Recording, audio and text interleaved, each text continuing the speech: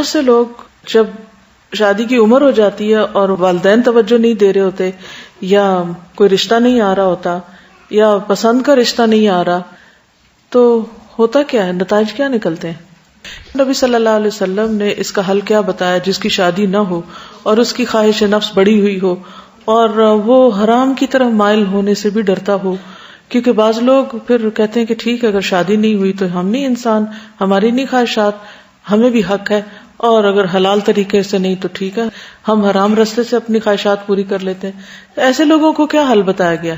روزہ۔ تو ہر شخص اپنے بارے میں خوب جانتا ہے، کچھ چیزیں ایسی ہیں جو آپ کسی سے ذکر بھی نہیں کر سکتے کہ آپ کے اندر کیا طوفان مچا ہوا ہے، نہ آپ اپنی ماں کو بتا سکتے، نہ کسی دوست کو، نہ کسی کو بھی ذکر نہیں کر سکتے۔ ایک نیچرل چیز ہے نا، اللہ نے اندر رکھ دی ہے تو وہ سر اٹھائے گی۔ تو اس صورت میں پھر اس کا کیا حل؟ یہ ہے کہ ہم ہر ایک سے انتقام لیتے رہیں، ماں باپ کے ساتھ بدتمیزی کریں کہ وہ شادی کیوں نہیں کر رہے، یا لوگوں کو برا بھلا کہیں کہ جو آ کے رشتہ دیکھ کے چلے جاتے ہیں اور کوئی فیصلہ نہیں کرتے۔ کس کو بلیم کریں؟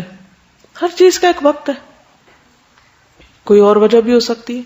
تو ایسی صورت میں پھر یاد رکھیے کہ شادی ایک ضرورت ضرور ہے، لیکن اگر کسی وجہ سے نہیں ہوئی تو حضرت عائشہ کی مثال کو سامنے رکھ لیں۔ 18 سال کی عمر میں تو بیوہ ہو چکی تھی، وہ 48 سال زندہ رہی ہیں بعد میں، کتنی پروڈکٹیو لائف گزاری ہے انہوں نے، 2000 سے زائد احادیث روایت کی، کتنی علم کی خدمت کی ہے۔ اسی طرح اور بھی بہت سی خواتین ایسی